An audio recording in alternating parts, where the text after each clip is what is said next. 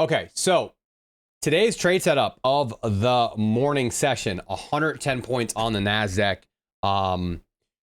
Really just one of my bread and butter models. Let's just get right on into it, and I'll give you guys the sauce. Let me just bring back the replay bar, and I'll show you guys what we were looking for. So I want to break this down on a higher time frame first because there's a lot that I need to explain on the higher time frame. I posted this stuff in the Discord that we were starting to respect bullish order flow and respect 4-hour fair value gaps, inverse 4-hour fair value gap, starting to drive closer and closer to the new week opening gap. Okay.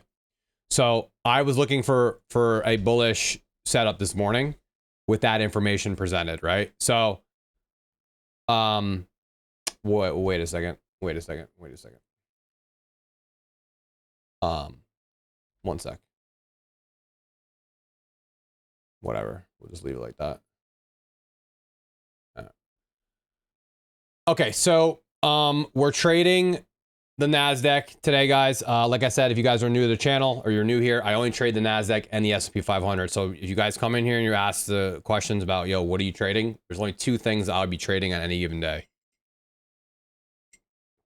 Now, 4-hour time frame looked great, right? We inversed a 4-hour fair value gap here. Retested it yesterday into a 4-hour order block and a 4-hour fair value gap inverted now. Okay. So this 4-hour fair value gap becomes an inversion. Very strong indication on where price wants to move towards, right? So with that being said, I was looking for longs this morning, right? So if we jump on 4-hour, looks clean for higher. 1 hour looks clean for higher, except this is not price action currently. I got to go back to replay bar now because this is actually current price action. We ended up selling off after that whole entire thing happened. So let me just bring back price over here.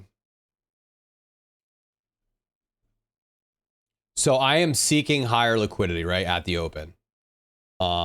Here's the setup right here. Here's what we're looking for. So market ends up coming in to this sell side liquidity down here. We get a really nice sweep of liquidity. And this is what I'm always looking for. I'm looking for a sweep of liquidity before we get into any type of trades. Market starts building all of this liquidity over here, guys. I'm looking at all these highs and wicks being built. This is engineered liquidity that the market wants to draw to, right? So how did we take a trade today? How do we enter this? We waited for this sweep of liquidity down into here. Market came into here, swept liquidity, inverted fair value gap right here. Okay, so this is an inversion gap on the 1 minute time frame. We're on the 1 minute time frame here. Entry, I'm gonna just bring back the replay bar here. I got in on the inversion. So my entry was here. I could have waited for the inversion, but I didn't. I just got in right here. That's usually what I do. Sometimes I wait for the inversion. Price action looked very strong, so I entered into a buy position right here. Let me just show you. Let me just clear this. Put one. We had buy right here. My stop loss was below the inversion, so really nice. Actually, it was right here because it was another fair value gap I wanted to coincide with. And then my TP was way up here. We got out of this trade perfectly. Let's see here. So my exit was 21,739. And I'm going to tell you guys why I got out where I got out. 739 round number here. So again, this was the trade model. This is what I was looking for. Okay. Inverse fair value gap. Stops below the second fair value gap there. TP up into here. And this trade just worked out beautifully. Very clean price action. Nice displacement. Pull back into the inversion. I could have got another entry in there, but I didn't want to. Just kept my risk at 5 micros. And then this thing just ran 110 points to full TP very quickly. This was about a, we'll see, 1, 2, 3, 4, 5, 6, 7, 8, 9, 10. It's about an 11-minute trade, guys. Really quick displacement. Now, why did I get out where I got out? A lot of people are asking me, how did you know to snipe that? We literally got out at 739 was my exit. I want to show you guys why. I was looking at ES at the same time, right? And ES had already filled the new week opening gap, which was my overall draw on liquidity, right?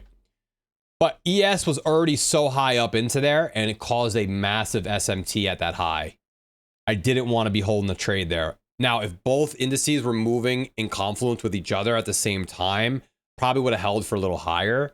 But because of that right there, that's all I needed to see, that we had taken the new week opening gap on the S&P and NQ did it. So that's what gave him my exit. And that was the perfect exit, because after that happened, look what happened here.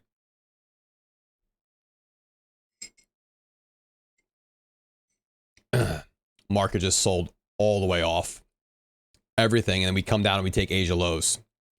So it's really important that you guys also, you know, if I back this up a little bit, we can see where some of our standard deviations would have lied here.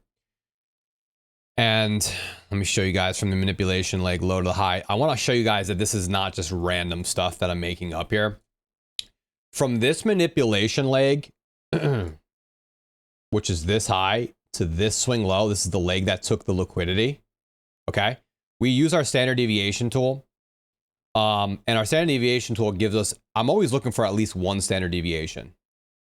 Look where our TP was, and look where we reversed. That's why we use standard deviations. That's why we exit at 1 or 2 standard deviations. In this case, I got out at the 1 standard deviation because of the SMT between the other indices, and that's all I needed to know. And, you know, 5 micros, $1,000 is insane day. I've been sized down this week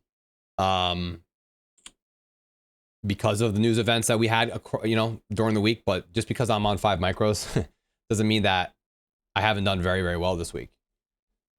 So yeah, that was the setup, man. That was the setup of the day. No more trading. Now 110 points on the NASDAQ, and we're done, man. And I gave this stuff out all free in the Discord.